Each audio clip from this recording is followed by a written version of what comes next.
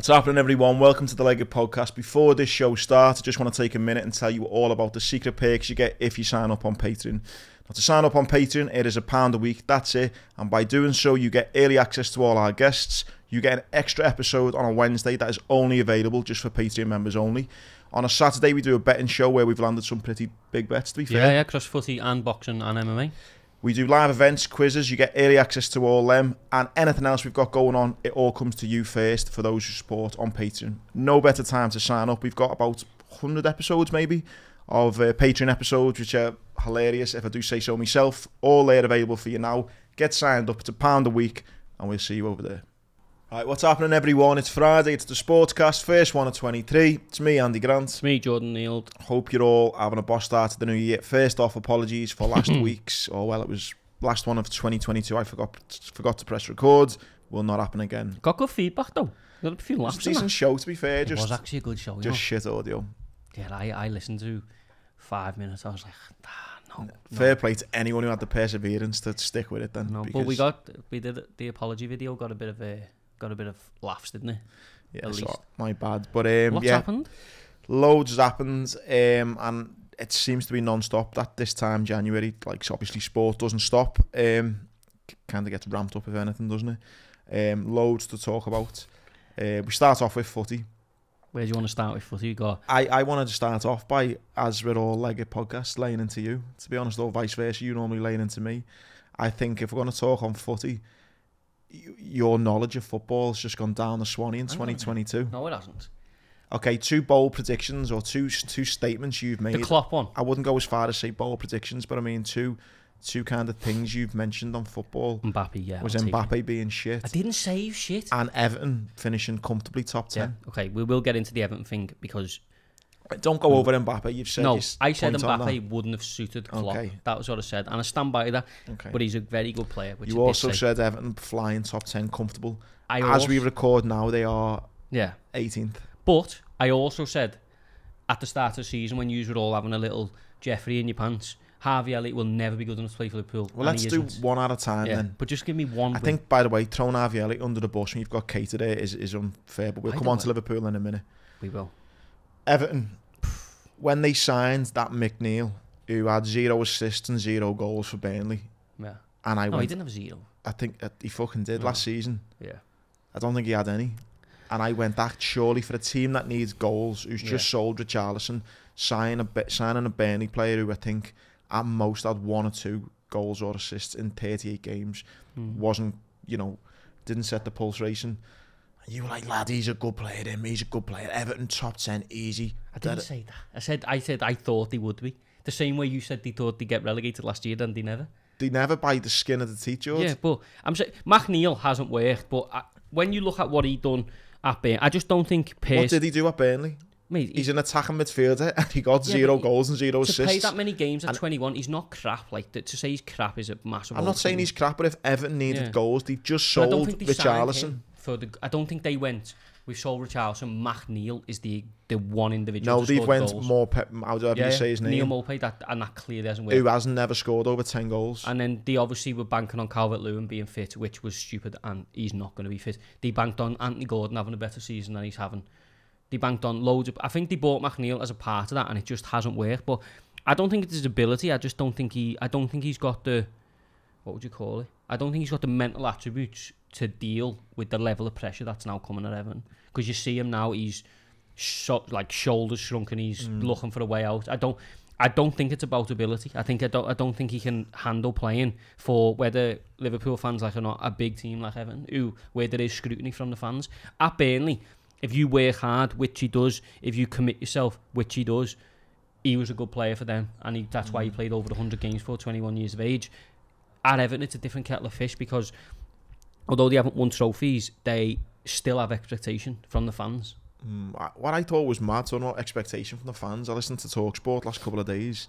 The phone-ins after the 4-1 defeat by Brighton, everyone's calling for, Lampard to go. Everyone's just slagging. I didn't hear any positive thing get said in any phone-in that I heard. And every one of the Evertonians I heard on TalkSport all said that they were going to go down. Like, everyone's just kind of, that's it, we're done. Yeah, which I thought was mad. Yeah, I mean, to nail me flag to them. Last year, I genuinely was not concerned that Everton would go down. I thought they'd have enough ability in the end to get through. I don't see them staying up this year now, though. I don't see it. Well, the other thing is, you talk about the January transfer window. Nottingham Forest, who got an important win last night against Southampton, they, I think, will spend again. But they've got more chance. They've got more options. I think they've got a massive squad, and they'll probably spend again. The rumour is, I don't know how true it is, but Everton can't even sign anyone anyway because of this financial fair play. So if they're not going to get anyone in January, you're either looking to Lampard to somehow fucking pull a rabbit out of his hat or something. Out of his hat or his ass? His ass, fucking one of them. Or they sack him and get someone else in, like a Sean Dyche or a Sam Allardyce. I mean, you know my opinion. I think Sean Dyche is a good manager, but I think the last thing Everton need now is another change of manager. More instability. I think you picked Lampard, and I said that I never thought Lampard was the answer, or do I think he's a good manager? I don't. But you picked him. You've given one transfer window. You have to now see it through, because bringing someone else, you've done big, Sam. You've done this, like, come and save us. Like, you've been down that road. You have to now go through with it, and I genuinely think, as much as I don't want it to happen, I don't see a way out for them. I genuinely don't. The only reason I don't see a way out for them is because, well, again, I had my concerns at the start of the season. I didn't think they'd get relegated. I thought they'd be in the exact same position as they were last, but would potentially survive. So I didn't have these grand big hopes for them like maybe a lot of Blues did. The other issue, I think, or the bigger problem they've got this season now, is normally the teams that come up are normally the ones who go straight back down. You've got Fulham who've come up, who are having a great season. Bournemouth, since they've sacked Scott Parker, I mean, they weren't doing too bad beforehand, but they're doing all right now. And then you've got Forest, who, again, aren't doing that bad considering. You know, the teams at the bottom are Southampton. Who is it? Southampton, Wolves, Everton in the bottom three. I think Wolves have got enough to get out just with the signings they've made. But you know what I mean? Normally, though, the established Prem teams can look and go, well, the teams that come up are probably going to go down. Yeah. You can't say that this season, and that's the big concern. I think Nottingham Forest, I said at the start of the season, I think they're always going to leak goals, but I think they've got enough options that they'll win enough games. And I also think Steve Cooper's a really good manager. Yeah. West Ham, I would worry about them. I don't think they'll go down, but I think they'll be in the fight, just because I just don't think... I think what they traded on for the last couple of years is just gone. Do you know what I mean? Like, I think they've got too much quality. As soon as Antonio starts banging them in again with Declan Rice. But I think Southampton will be down there all year. They've got no options. They've signed that new manager, haven't they, who's come from Championship or League One. He hasn't won in his first 4 or 5. After Southampton, no, I don't see a worse team than Everton at the moment. Oh no, yeah, they're there because they deserve to be there on form, you know. But last year they had, Calvert-Lewin. I know he had injury worries last year. They had Calvert-Lewin, and they had Richarlison, who I said last year, I don't think Richarlison's a world beater. I genuinely don't think he's a world-class striker, but he has got a goal in him. Yeah. I look at Everton's team now, I don't know where the goal's coming from. They're recalling people from the Championship, and, there's little tiny whispers that Pickford wants out already. Defensively, that's the best hope. That they just... Yeah, they just get loads of nil-nils between... But the scary thing is, lad, they play Southampton next week. If they don't win that... Yeah, that's a genuine... not a 6-point, that's a 12-point. It's a fucking league decider. But you look at the points that they're on at the moment. Is it 18, is it? They're on 18 points. Everton on 15. 15, sorry. Now, let's just say they beat Southampton, so they're on 18 points. You double that, because you're halfway through the season, so you're getting 36 points. Yeah. Now, I think last season, 36 points would have kept you up. Yeah. But again, last season, you had bloody... Norwich in it, who was so shit. It's going to be a better standard, I think. You're going to need more points to stay up this season. The only thing they've got, which is, and football does change very quickly, Everton are a win away from Leicester in 13th. Yeah. Do you know what I mean? So football does change quickly. I think the bigger issue is, as an Everton fan, where's the next win coming from? Southampton they have to beat Southampton. There's not a draw. They have to win. Well, they've got Southampton, and then I think they've got West Ham, and then it's Liverpool, Man City, I think. Yeah, the next 2 games couldn't be bigger. They got Arsenal at home after that. Then they got Liverpool away and then Leeds. So yeah. I mean, it couldn't get any bigger. The next. You reckon they're going to stay up then? No, I don't. I genuinely don't. And that, I never want to see Everton in the Championship, but I don't see them staying up. Well, I mean, we're not going to be in a position to close. We're going up the other end, so I kind of... Other end? Halfway up the table? Yeah, it's not even the other end, is it? Fucking bait ball. I made predictions that I said we could easily go the rest of the season unbeaten. We've got that in us. It lasted one game, and then we were absolutely fucking tonked. Beaten comfortably, and lucky that we only got beat the way we did. By Brentford, without even the star striker, which was a bit of a shock to the system. Mate. I just can't even put my finger on it, to be honest. I mean, the reaction of our fans is as bad as embarrassing as I've ever seen. People saying that the assistant manager's got influence now, Too and it's much shut power, up. yeah. You don't know, and no idiot on Twitter knows either. I hate. Do you know what needs to be left in 2022? In the know accounts. Oh, You're not in the know. No, you don't know nothing. No one knew about Cody Gakpo coming. No, yeah. So, and they all go, yeah, I had whispers about that. Yeah, you didn't. Bellends, Whispers between you and your brother in your man's box room. Bad, eh? But I mean, putting my finger on it, I don't know. I mean, thank God for Alisson. Do you know what I will say as well, though? We get so much fucking shit all the time. All of our bad games come when Endo's not on the pitch, you know. No, they do. Because, I mean, you know, my thing on Henderson, I think with the right players there, I think it's probably time. But you at least know what you're getting. You at least know that it's not going to be a 10, but it's not going to be a 4 either. Yeah, mate, he's giving you a good 8.5 every game, I think. And whatever Liverpool fans may think, you know, last season we did nearly win all 4 trophies, and our best midfield was Henderson, Fabinho and Thiago. Granted, Fabinho's not been in the best of form. What is going on with him? Thiago's had his injuries, Hendo's had his injuries in different form. But that is, when they're all on fire, our best midfield in my eyes. Now, I know you've got being a bonnet with Harvey Elliott. Yeah, he didn't have a great game against Brentford.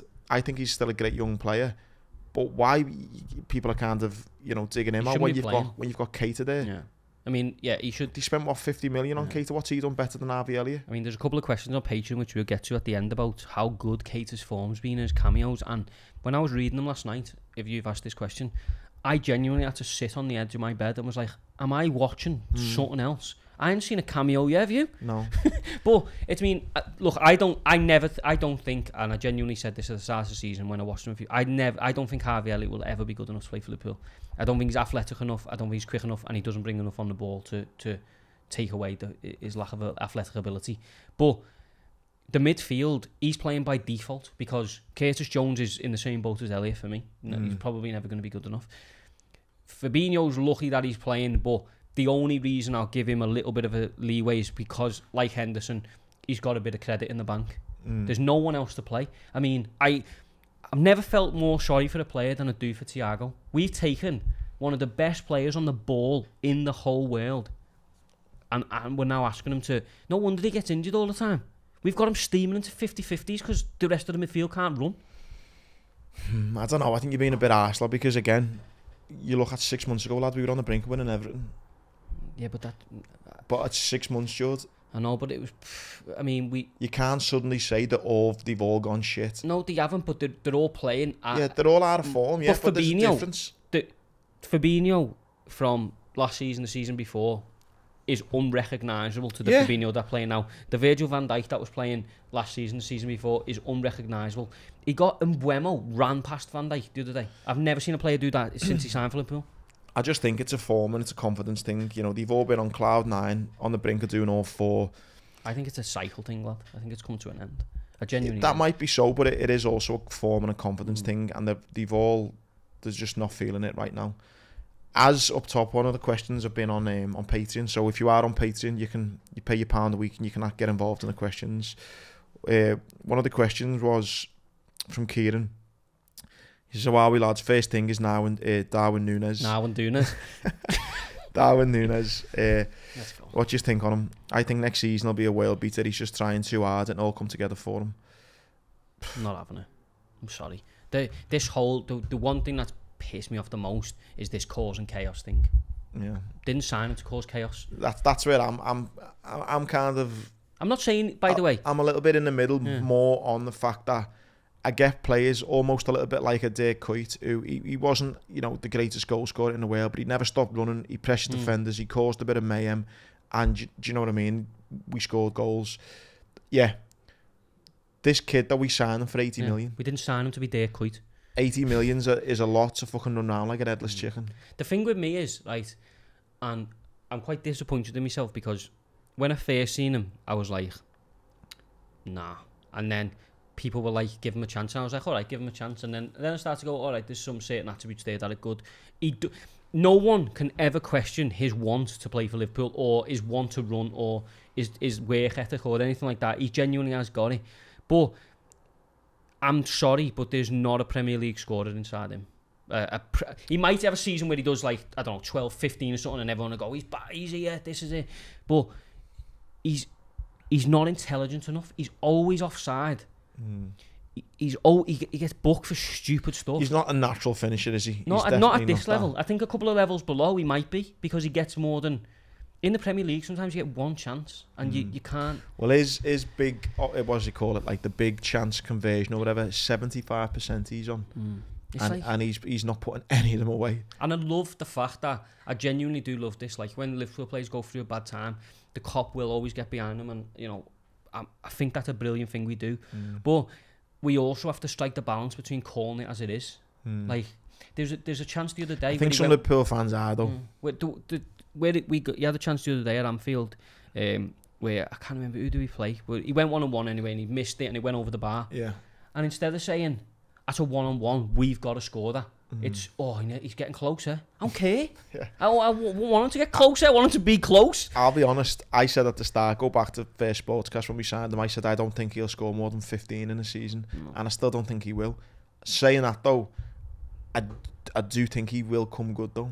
But what is come good? Is come good better than he's doing now, or what we wanted to say? I think over a kind of period of a few seasons, you want to be seeing him hit 20 plus. I can't see that. For 3 seasons on the run. If he genuinely hits 20 plus Premier League goals over 3 seasons, I think that's a massive success. Yeah, that's what I mean. And he's young, he's got that in him. I like him. I genuinely watch him and like him.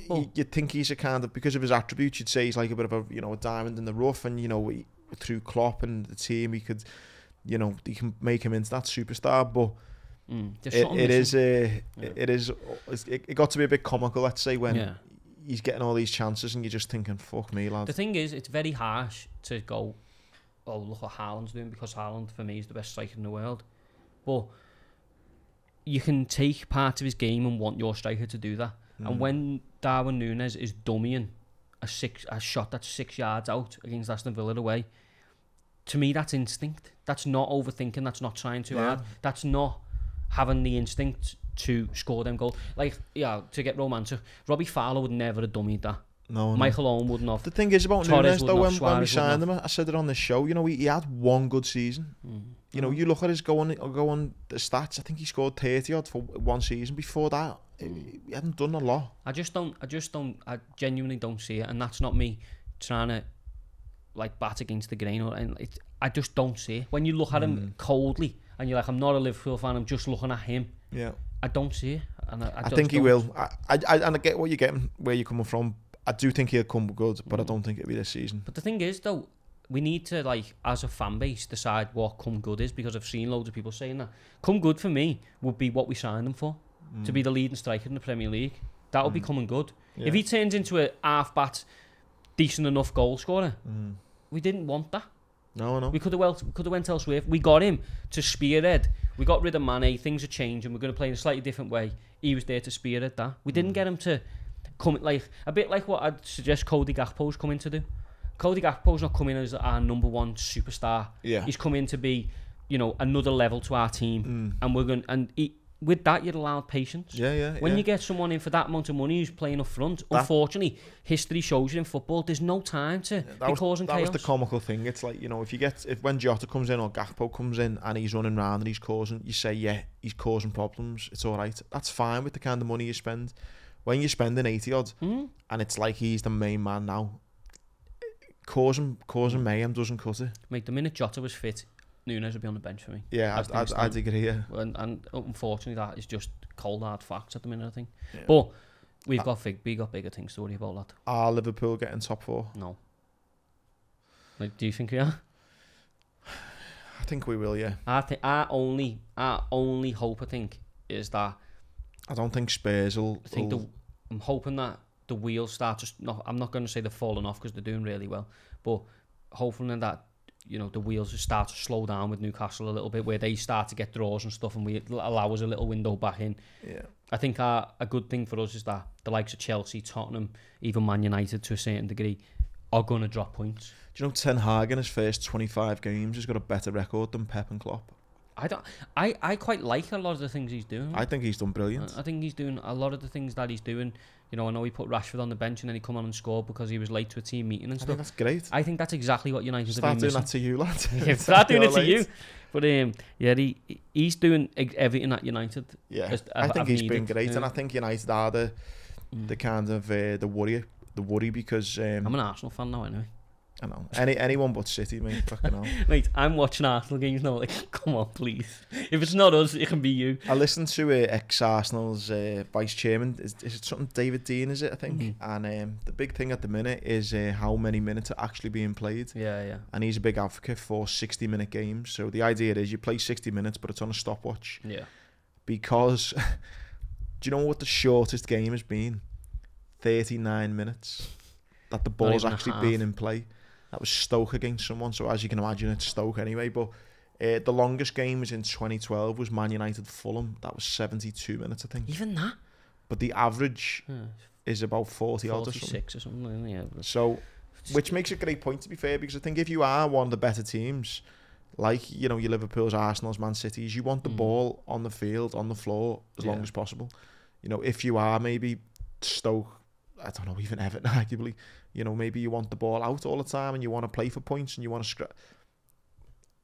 39 minutes for a game of football is not enough, is it? Especially if it's a spectator sport. Yeah. I mean, I'm quite guilty of it. I've never gone to a game and gone, but the hell, the ball's been out a lot. But, like, when you That's because you go and watch Liverpool, or where most of the time, though, you're watching good football. But outside of, like, euphoric moments, like Divock Origi against Barcelona or anything else that's happened for other teams, you're not actually getting much value for your money. No, not with those type of numbers, like sports and stuff. But yeah, I think there's too many ways to waste time. Yeah, goalkeeping, injuries. This thing that I actually do agree with in terms of the concussions and stuff. But John Terry was on TV gloating about it a couple of weeks ago. He said Jose Mourinho used to say to him and Gary Cahill, if you both go down at the same time and stuff like that. And unfortunately, you can't ask for ethics in football. I understand that, but a lot of players go down now using the concussion rule when a ball hits them on the head. Oh no, yeah. And that you haven't got concussion, the ball's hit you on the head. It's like every rule though is going to get taken advantage of. So I think that's the problem football has, and it probably does need reform. But it's like VAR, isn't it? Once reform comes into football, it's hard to accept. But if going on to Arsenal, mate, flying. Do you know that Martin Odegaard? I know he's always been talked about as being a bit of a superstar. Lad, he is one of the best midfielders I've watched in a long time, you know.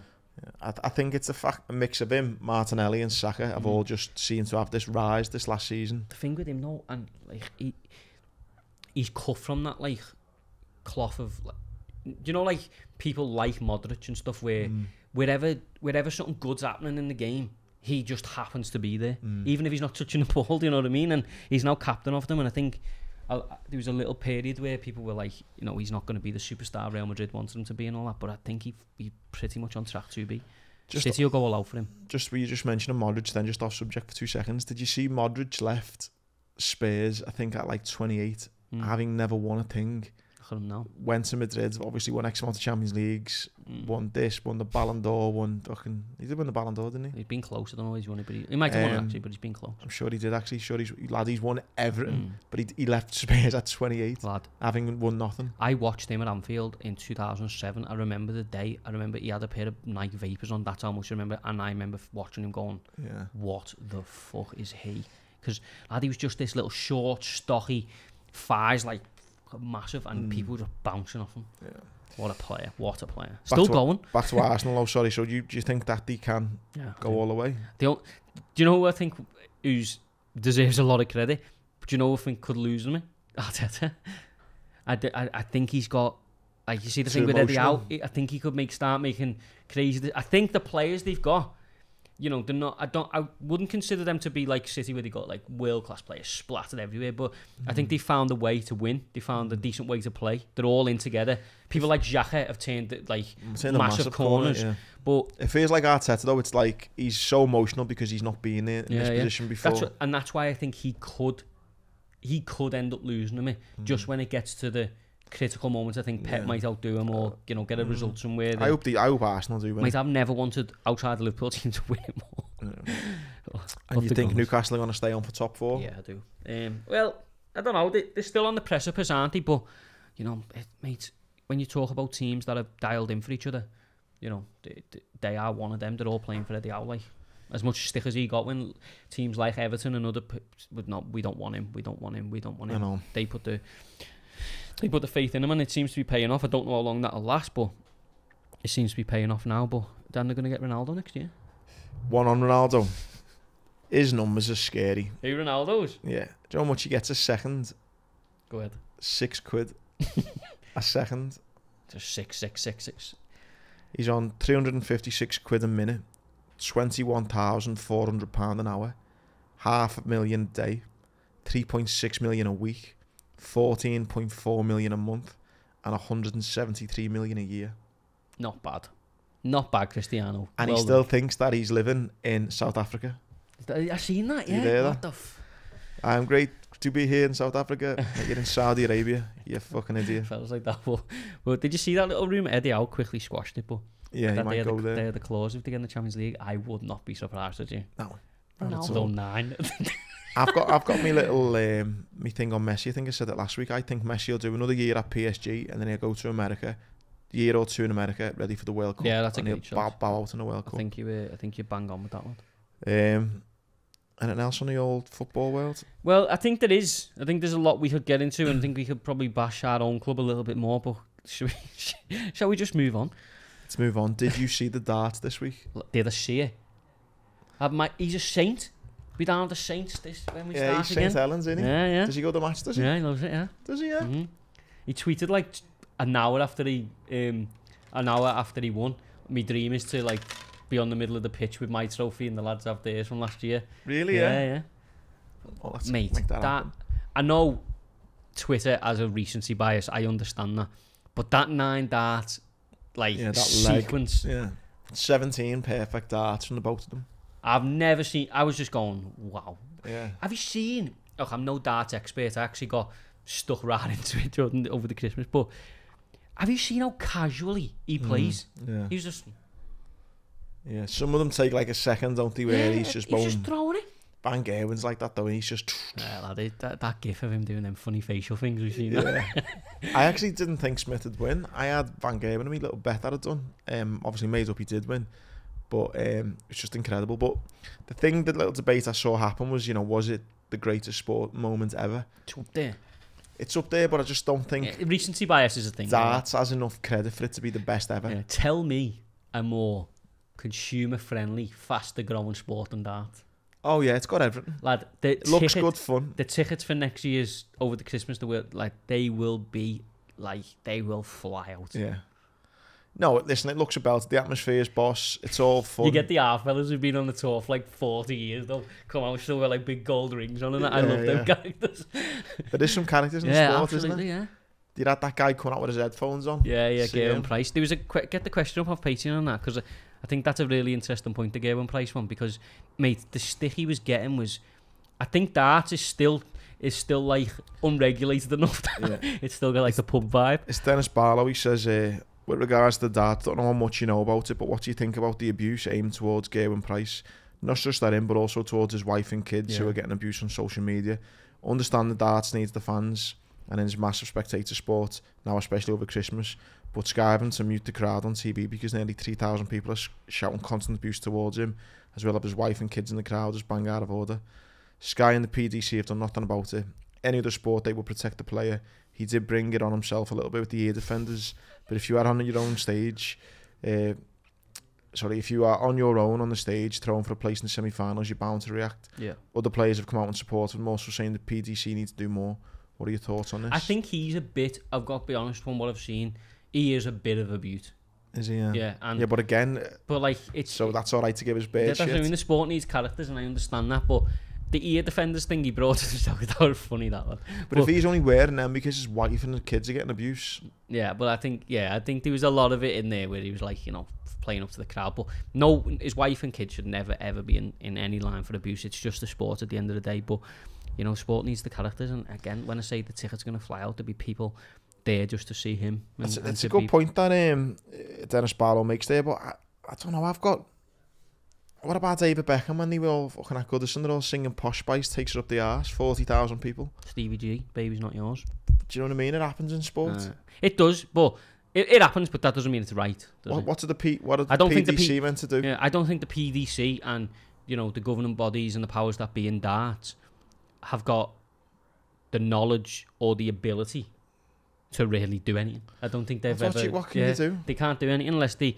Because a lot of what people are watching the darts for is that, innit? It's the crowd, it's the craziness of all that. So for them to mute that, it takes a big thing away from what they... I mean, it is unfortunate, but again, the sport needs its kind of villains and stuff, doesn't it? Do you know what I mean? And if they want to get more money into the game, they need to have characters which will put their head above the parapet and possibly get abuse. So...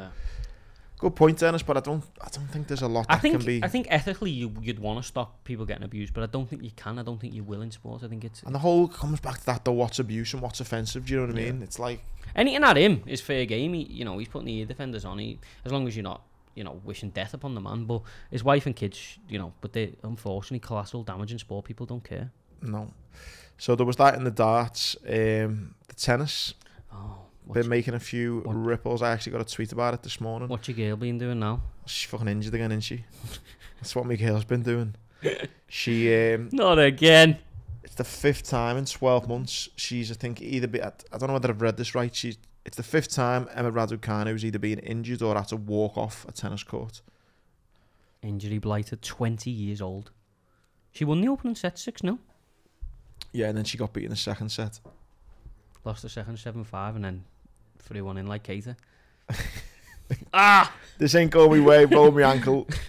Nah, listen, seeing someone get injured isn't nice, and hopefully she makes a quick recovery. And again, to carry on with the running joke, nothing against Emma herself. I just think we as a country, we as tennis fans, we as seeing this golden child come up, fucking put way too much expectation on it, way too much pressure, as if she was going to be the next fucking Serena Williams. And she's proven, unfortunately, that she's not. Needs to get you in the front row at the US Open. Fuck you, Emma. She's just... Go and price. Emma will have her ear defenders on.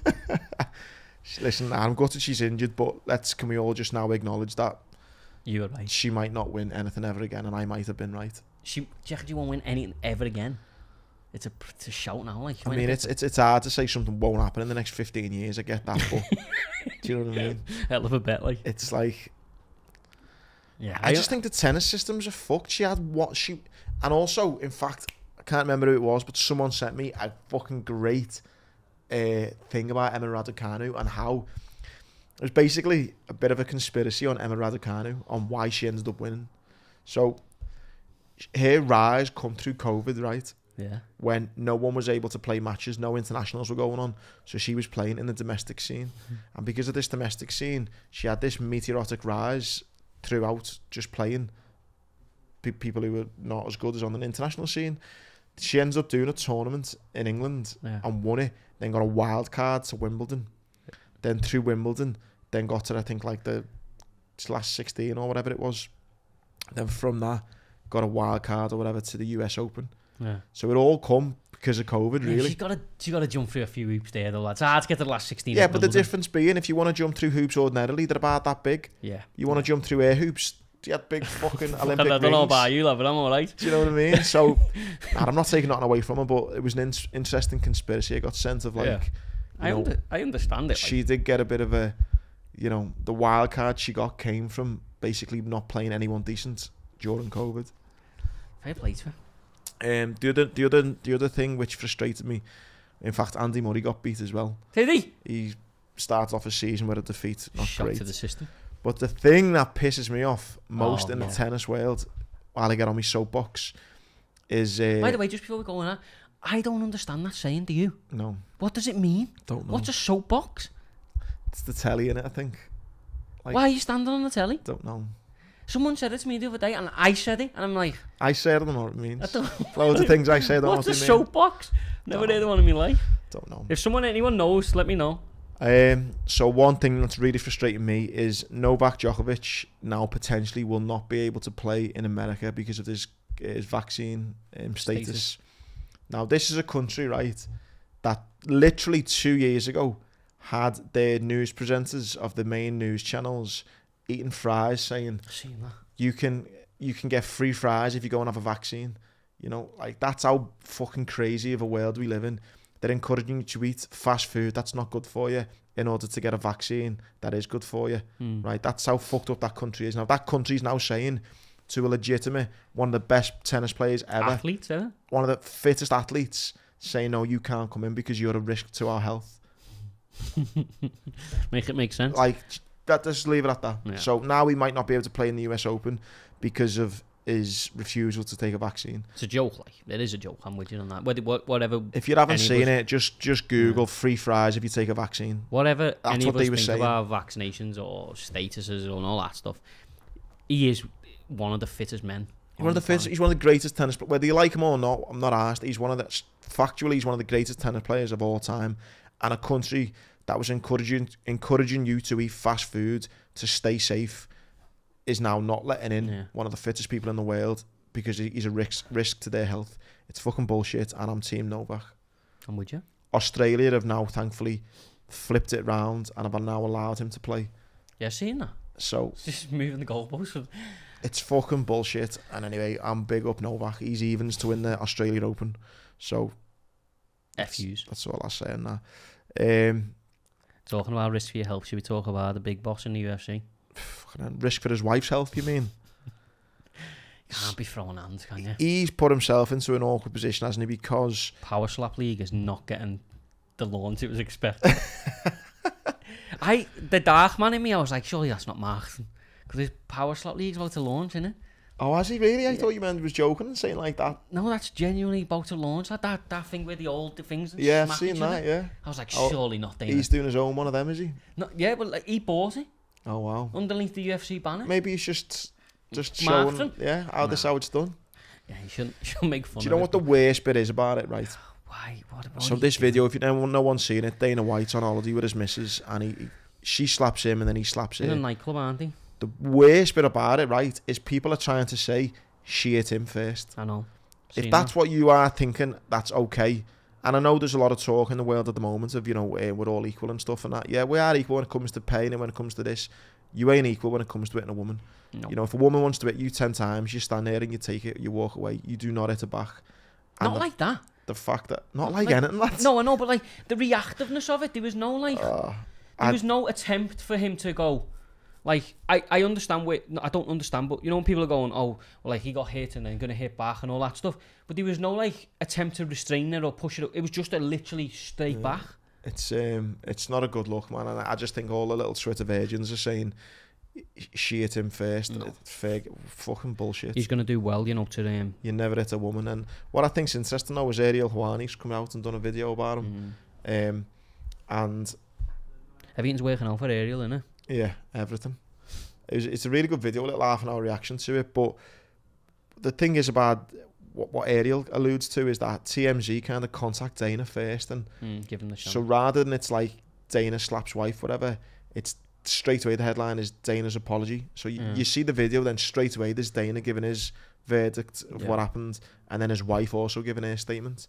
So I think it's very much kind of like they're trying to not let it catch fire too much. Do you know what I mean? Yeah, I mean, there's no defence of it. There's no, and I've seen Dana's thing going. I've been the guy saying for 30 years, you never put your hands on a woman, blah blah blah. I've been with my wife for 30 years with alcohol. It doesn't matter. No. Alcohol being involved, cocaine being involved. I'm not saying he was on cocaine, but if you were on cocaine, if you were on, I don't know, mushrooms, doesn't matter. There's no excuse for it, and not when you're someone. It's never right ever, no matter where you are. But when you're someone who's at the top of a game like he is, why are you standing on a balcony when you're like 50 years of age for? Go home and enjoy New Year's Eve there anyway. But like, you can't be doing stuff like that. The interesting thing is, though, there's loads of people, and you know more than me, especially in UFC, but there's loads of people in sport who've done things, and it's been like, nah, this is below the standard, and you're gone. Well, there's certain... I read a thing, I don't know how intrinsically linked it is, but there's something through like Disney or and they've fired people for way less, or put people off their sort of platform for way less, and he's in a dangerous position now because Dana does come out and to make a joke about it earlier, stand on his soapbox and he'll put people down. He'll call this guy a scumbag. Called Ariel Helwani the biggest scumbag in the world. I mean, well, Helwani, it was great how we ended this video. We said, in 2016, I think, after he got re-let into the UFC as a journalist, Dana was joking and saying, he's crying like a little victim. Like, his kids are going to see that one day. And Ariel just said, yeah, your kids are going to see you smacking your wife about one day. That's what I mean. What he's done now, he can't sit in press conferences and lay into people, and that's Dana's thing. That's what he does. He's the big boss of the UFC and all that stuff. So dynamic has changed massively, but how he handles it and how it's taken in by UFC fans and sort of people doing business with him more likely, it's a dangerous position for him. Like, but what an idiotic, stupid, and horrible thing to do. Like, you just. Yeah. But as they say, you learn a lot about people when they don't think the cameras are on and all that stuff. And he's really showing his colours there. Like, what else is going on in the UFC? Not much, lad. We're waiting. Just on that. Sorry though, that's the first thing on Sky Sports. UFC president apologises after video altercation. It's not, the headlines are written already. Do you know what I mean? It's not. Dana White does this. Yeah. There's not much going on. We're back next week. Obviously, there's we're in that weird little.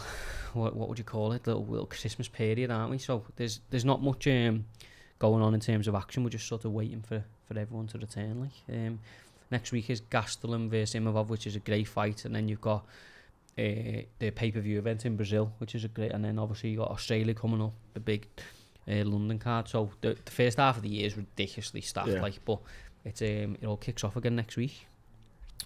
Off UFC again, bit of a sad one. I've actually met Mark and his wife Petter a few times. Mark Cavendish and his wife Petter Todd. They're big supporters of all the armed, injured soldiers. Done a few events with them and stuff. Really nice people. They've just had their house robbed in Essex. They've got off with a watch worth 400 grand and another one worth 300 grand. Mate, what's going on? House robbers are the worst, Mate, but they come into his house when there's in the bedroom, the kids there, robbing his house. I think anyone who robs a house is a fucking scumbag. It goes back to that conversation, doesn't it, where they're like, people have this perception of athletes or whatever, where they're like, well, they earn all this money. They've got this big house. Like, somehow fair game. Imagine how terrifying that'd be. Someone coming in your house and your kids are there. Kids are there. Apparently they're having to hold the kids underneath the covers while fucking fellas are robbing the house and stuff. It's fucking scary. As a dad, that would kill you, wouldn't it? Yeah. If you're a house robber, you're a cunt. Yeah, you are. You're an absolute massive one. So that was sad to see that. And then a bit more light-hearted to go into snooker. Oh, yeah. The Chinese are at it again. The suspicions of Chao Qing-tong, who won the UK Championships in 2021, and Zhang Qingkang take the number of players suspended from the World Snooker Tour from max fiction to 10. There's a 10 of them. There's a really intelligent Patreon question, I believe, on this. Is there? Yeah. Find it. That it gives. I mean, the match fixing thing's mad. Like, but I don't know. I don't get it. How do you formulate the whole thing? How do you? Yeah. It says match fixing from some Chinese players in snooker. Up to 10 players have now been suspended pending investigation. A couple of them are in the top 16 and now missing out on the Masters tournament, which starts on Sunday. Interesting to see if their hands were forced by more experienced players on the circuit who were past the best. Does it kill the game for fans if people think it's full of match fixing? In the footy, Juventus. Oh yeah, we're going to that. But it's fucking a dodgy one. It's a bit like it happens a lot in tennis. Yeah, it's the thing is though, you always expect it to be like the lower levels of like people not earning money and all this stuff. I was sceptical about how much these snooker players are earning, but you seem to think like if you're in the top 16, you're earning good money, aren't you? Well, maybe not. Surely, like that's a seriously scrutinised level to be organising match fixing, innit? Like when people match fix in the Indian second division of footy, I can kind of understand it. But I mean, what are the conversations needing to be had? I don't know. There's a lot of moving parts, lad. Not in snooker though, surely not. Yeah, because you've got. Right, it's not just him though, is it? It's not just him like, right, I'm going this game, I'm going to match fix. It's a big ring of them. You've all got to hold up their end of the bargain so they all get paid. Yeah, but I don't know whether they're not doing I mean, I don't know actually. Does it ruin it for spectators though if you think everyone's match fixing? Or does it add to the intrigue? You cheating, you little bastard. But lad, it goes on in every sport though. You look at horse racing, you know, notoriously fucking rigged and dodgy. You look at cycling when they're all fucking doping. Yeah. You know, I think every sport's cheating. I really do. I know that's really a sad way to look at the world. Well, you think there's something in everything? Yeah. Everything. I mean, from football to fucking rugby to fucking people on steroids in fighting, to people juicing up on the cycling tour, from match fixing in snooker to match fixing in tennis, from horse racing, dodgy trainers and jock. It goes on everywhere. So what you're saying, just accept it. And all of us just know that there's a shady side to it, but we're going to enjoy it anyway. I think that's the only way. I don't disagree with you. Because what you do, you get pissed off and fed up with it. Cheats! On what though? It's not going to stop, is it? See, yeah. There's too much money involved. And it is. You bang on. I say I don't disagree with you at all. You just got to hope that one day you heard about one of these little bets and then you jump on it as well. yeah. One day you get mates with a top 16 snooker player and he lets you know. But you think about it, you know, we've been at the racing and kind of got tip off saying, no, that's not going to win at the racing. Do you know what I mean? They were all fucking, it's there, like, they were all gassing when they're fucking cycling. Do you know what I mean? You heard about Olympic medals getting stripped off sprinters for fucking what you do? You don't, as you say, you know, you either don't watch it or you get in bed with it at some level, and I think that's about right, lad, to be honest. Zoe Davies, one who said that. He also goes on to say in the footy, Juventus are in trouble again over dodgy finances and could even be facing a big points deduction or even demoted to Serie B. How does a big club like this get away with lying about the finances, pretending not paying wages for 4 months and promising them 3 in the future?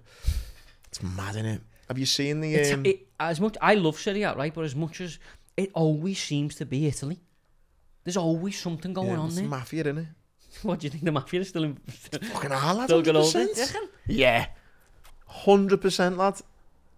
Fair play, 100%. Have you not seen that documentary on Juventus when they got fucking done and they had the referees in the pockets? Yeah, but I mean, maybe you're right. Maybe Italy, it's just the mob ties. It is, lad. It's 100%. Joey goes on and he says, finally, can you imagine if they did a 5 or 7-a-side World Cup or Champions League in the footy? That would be class to watch every 4 years. So it'd be hard to pick. Hard to pick up only 10 players, yeah. With this in mind, as Reds, would you be starting a 5-a-side team with current players only? No. No, sir. What would be your 5-a-side? Yeah. In Liverpool's current team? Yeah, if you've done a Champions League. Alisson. But I reckon it's pretty everyone would say the same. Alisson, Van Dijk. Fuck Van Dijk off now. Would you not have him in? I'd have Trent in. He's going to score worldies, isn't he? No, yeah, I'd even have Trent, Van Dijk, Alisson, Thiago, and Salah. You're not having Fabinho or Endo in, are you? No. Harvey Elliott's game, 5-a-side. You just said he was fucking shit. At 11-a-side, elite level, he is. 5-a-side, I reckon he's a player. Because he doesn't have to move. I think most people have picked that. Alisson, Trent, Van Dijk, Thiago, Salah. Yeah, great little segue from match fixing in Italy to our Liverpool 5-a-side team. He also says, which I thought was one last interesting from Joey, a few good questions there. He said, what would be your perfect triathlon? For me, golf, snooker and darts. All to be played with a bevy. Golf's my New Year's resolution. So, perfect lad. Darts is up there, but that's recency bias because I just want to play. Because everyone seems to be bossy. Yeah, I reckon darts. I'd say pool, American pool, rather than snooker if you want something a bit quicker. Darts, table tennis. Table tennis would be decent, lad, yeah. Bowling. You're just thinking of things to get pissed to. I went bowling over Christmas, you know. Did you? Power hand's still there, lad. Nice, lad. Good to know you've not lost it. Yeah, I was firing them down that lane, lad. Did you see as well in the world of horse racing, there's another change to the whip rules again? No, but I can't keep up. So they changed it. I don't think the jockeys know. And then they changed it back. And there's uproar now saying that the BHA altered the whip rules, announced in the summer on Wednesday, increasing penalties and minimising the amount of strikes a horse can receive. However, they can now use again in the forehand position, which was set to be banned under previous ruling. So they just reckon it's a shit show. Yeah, horse racing is though. Do you want to know one little positive horse racing? Do you know what's happening next Boxing Day? Aintree on. Yeah. Heavy stuff. I heard that, lad. Do you reckon it'll be a permanent fixture? I hope so. Oh, I'll be there at Boxing Day next year, mate, 100%. Yeah, I will. Can't miss that. Did you see Constitution Hill win by 25 lengths or whatever it was? That's a freak, that. Yeah. We were watching that. No, unless they like send them to the Grand National now. I wouldn't even put back on to lose that. No one's beating that. It's unbelievable, wasn't it? I tried to back it how many lengths it'd win by. I couldn't get the bet on, so I done the forecast in the end. Yeah. Do you follow a racing blogger? Yeah, he's brilliant. Lad, he cracks me up. He's a bit of a gimp, like, but he's funny. Lad. I think, why is he a gimp? No, like, have you seen? Do you know what a gimp is, by the way? No. Well, isn't it someone who wears a mask when he shouldn't be wearing one? No, someone who's disabled. No, it's not. Lad, it is, you know. I said it the other day and someone said, you're not really meant to say that word anymore. Yeah, you're not meant to say it in these days, are you? What is a gimp? It's a US-Canadian offensive slang, a physically disabled person. Okay, well, he's not physically disabled, but, do you know, it just... One who is lame. I mean... one who is lame. Yeah.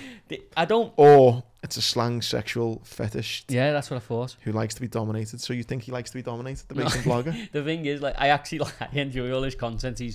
Clip this up, Musk, and put this on Twitter. And he's I like him. Yeah, I like him. I you just think he's a gimp, though? No, I didn't. I meant it in a very endearing way. Stop shitting out. Own it, lads. Can we call him a gimp? Own it. Have you seen the way... have you seen that Enable video? That's the one that's... No. Where he's had a bet on Enable in the Haag or whatever, and he's running down the steps, and like he comes out of the course and he's going, "Go on, Frankie, lift there. She's won. She's a freak. She's the best ever." Oh, she's lost. she's been chinned. No. He just, oh lad, it's a funny video, but he is to be fair to him, like in a industry full of boring, monotone. I love him, lad. Have you watched great. ITV racing lately? Never watched a drier thing in my life. I don't mind it, lad. Dry, lad. There's not a personality on there. They got some Ruby Walsh in some little box trying to give... McCoy's on it. Yeah, but I love AP McCoy, but he's dry, isn't he? Nah, I don't mind it, me, lad. There's nothing there. It's boring, lad. I end up watching on my phone. Racing on the betting app. Just to get away from it. Yeah. It's boring, but... Yeah, funny man blogger. Mate, before we finish off on box news, because that's kind of heating up at the shows on in January, John Rahm says that the PGA and DP World Tours must come to a decision together on the inclusion of the live players in the Ryder Cup. Oh God, what's new? So, at the moment, the PGA Tour has indefinitely suspended players plying their trade in the Saudi-backed live series, including major winners Dustin Johnson, Patrick Reed and Brooks Koepka. It remains unclear whether European captain Luke Donald will face similar restrictions for the Ryder Cup in Rome in September. Ram believes that some tough choices will need to be made, but thinks it would not be smart to have one team allowing live and one not to. I think that's not a bad shout. You know, you can't have these different tournaments going on, and in some of them saying you just can play in that, but you just can't play in that. Yeah. I think for 2023 that should be golf's New Year resolution to sort its shit out. Yeah, stop being idiots. But did you see that Scott Stallings? I've never heard of him. I'm not a hardcore golf fan. But you see his invitation got sent. He got an invitation to it. Let me find a tournament. For the Masters, April the 6th and 9th, 2023, and they sent it to some random guy called Scott Stallings. Shut up. And he put it on Twitter going like, I don't mind a game of golf. Really? Yeah.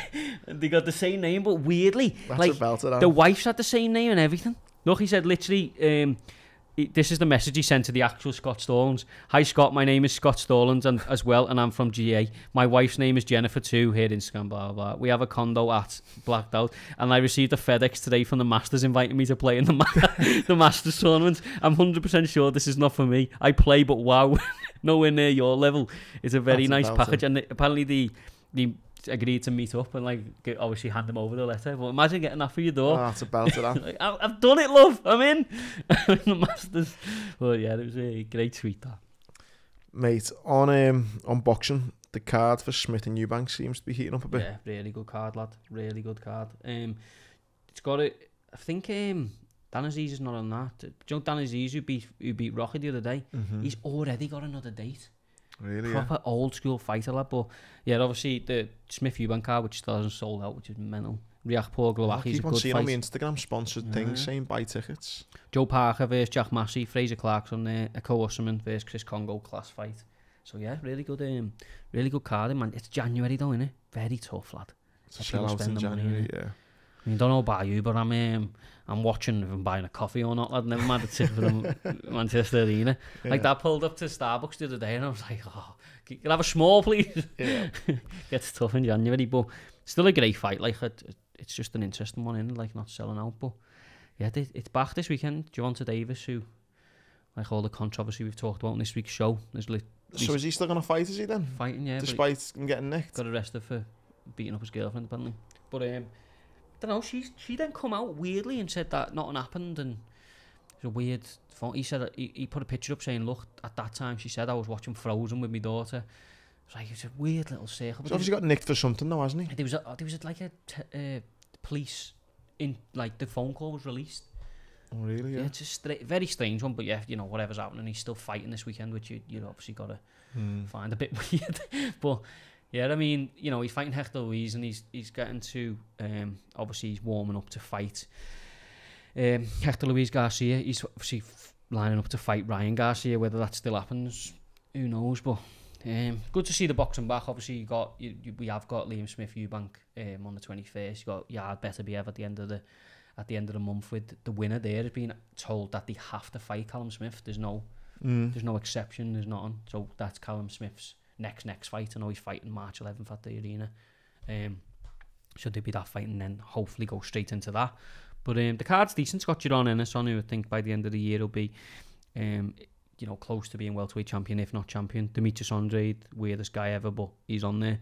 A couple of decent sort of prospects like Brandon Lee. So be hard to watch if you're not a hardcore if you're not a hardcore, it'd be hard to watch if you're in the UK. But yeah, good to see back. You know, as outside of everything that Gervonta's done, he is still a brilliant fighter. Unbelievable talent. Yeah.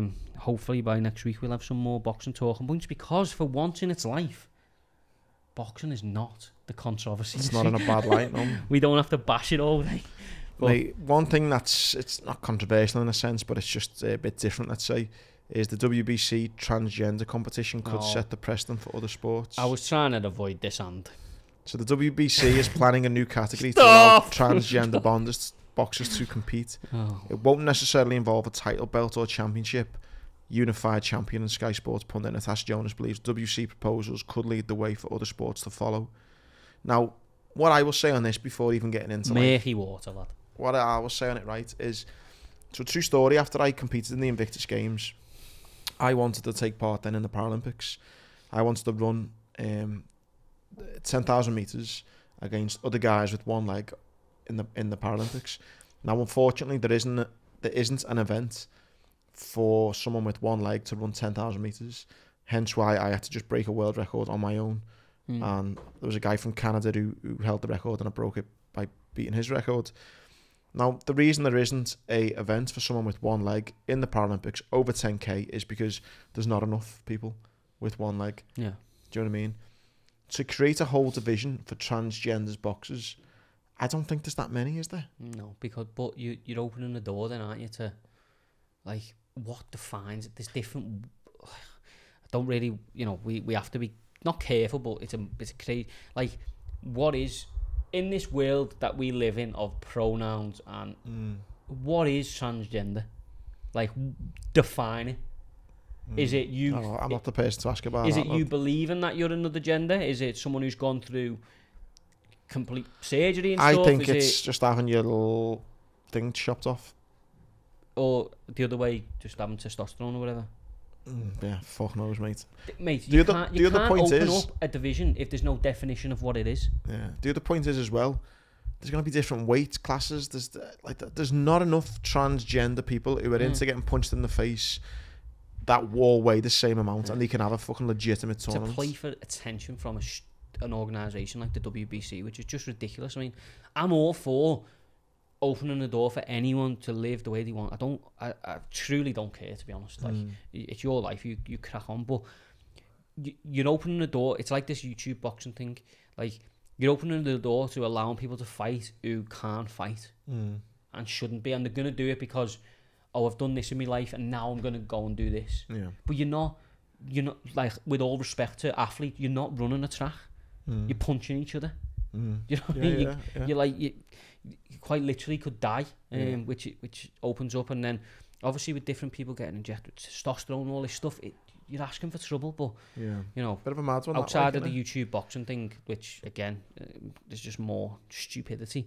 It would be even more, in my opinion, it's even more dangerous than allowing gamers to fight. Is to open up this. But did you see I mean, I know we're going to get into Patreon questions after this, but did you see Damar Hamlin?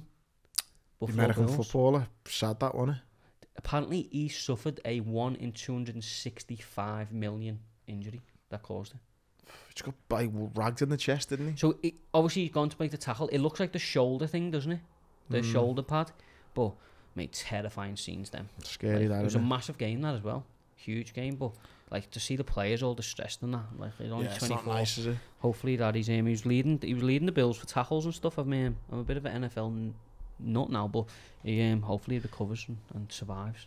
Right, we've done an hour. Let's land on our last 5 minutes of questions. Right, Jordan Walsh says, Happy New Year, lads.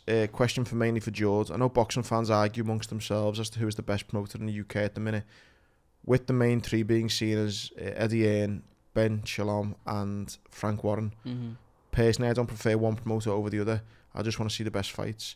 Who do you think will have the best year out of these three promoters from a UK perspective? And if you had to commit to only watching one promoter's shows for the year, who would you pick?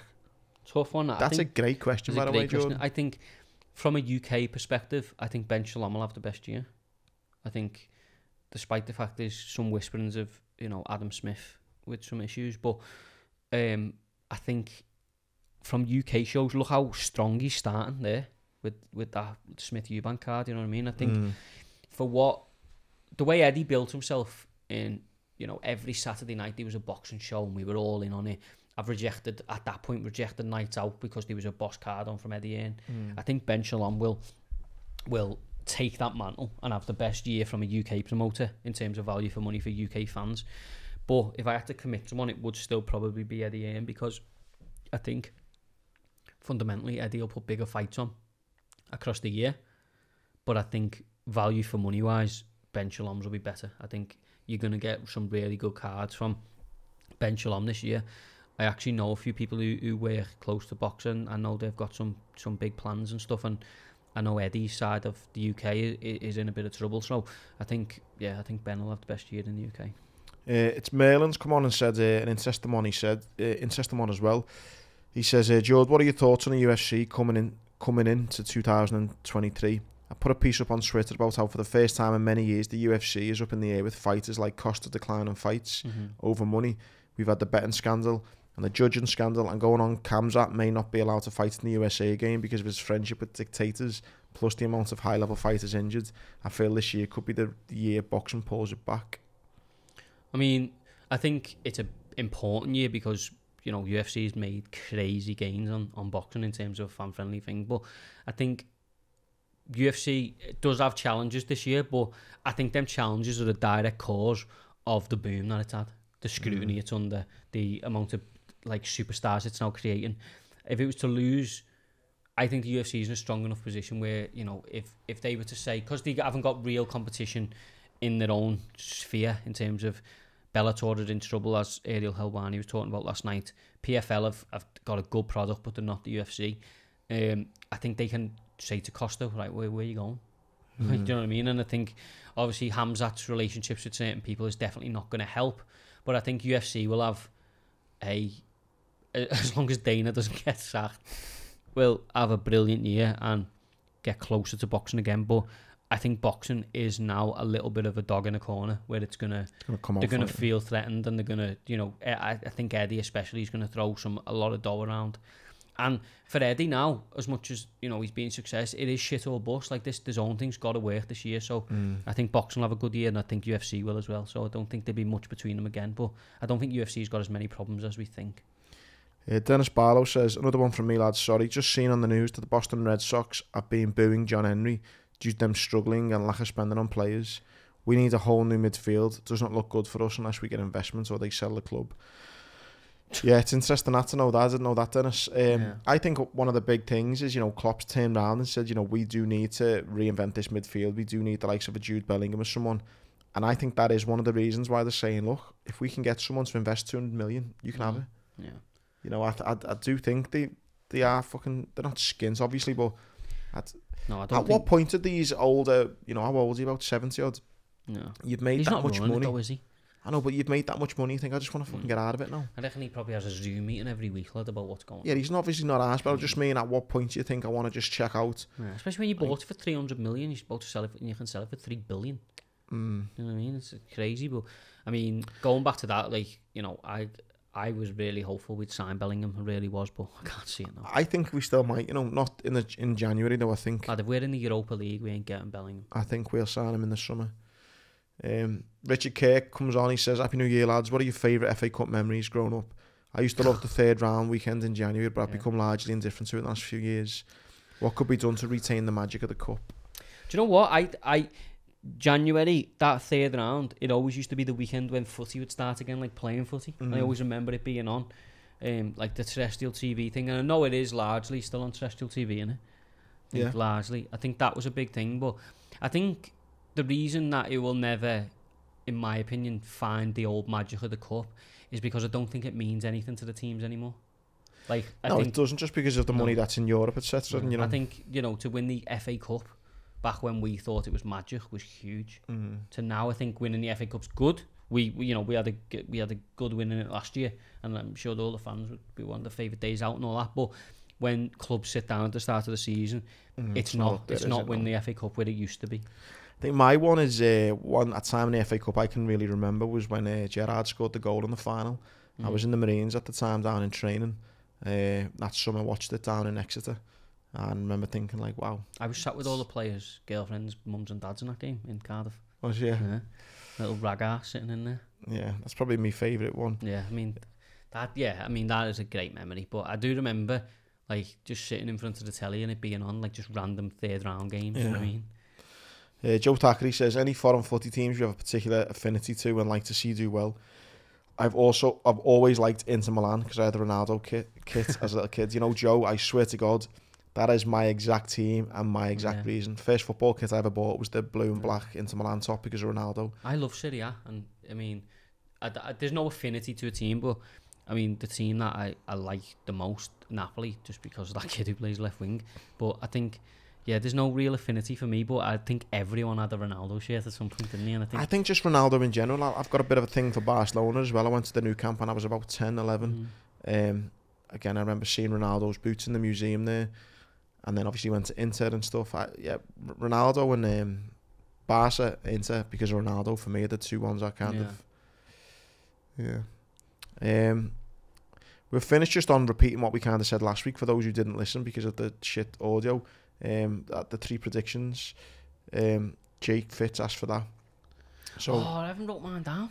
I remember yours. Yours was you thought Eddie Hearn and DAZN had split. Oh yeah, I've got it. You know, I have got it. Mine, where I thought Jude Bellingham will sign for Liverpool in 2023. I think Frankie Dettori, with him announcing he's going to retire, he will win one of the big ones, the Derby maybe, or the Gold Cup. And I also think PSG will win the Champions League. Not bad. Mine was Usyk to be Fury. Nearly was Usyk to be Fury by KO, but we're just sticking with Usyk to be Fury. John Jones to become UFC heavyweight champion. And Eddie Hearn to split from DAZN. There you go. And I think number 3 is coming. You've just said he's going to have a good year. He is going to have a good year, but it's coming. Right, well, we are back with a bang, 2023. Hope you enjoyed the Sportscast. Hope you have a belter weekend. Yep. And we'll see it all. If you want to sign up on Patreon, we'll see it on Wednesday. Yeah. If not, we'll see you next Friday. Cheers. Nice one.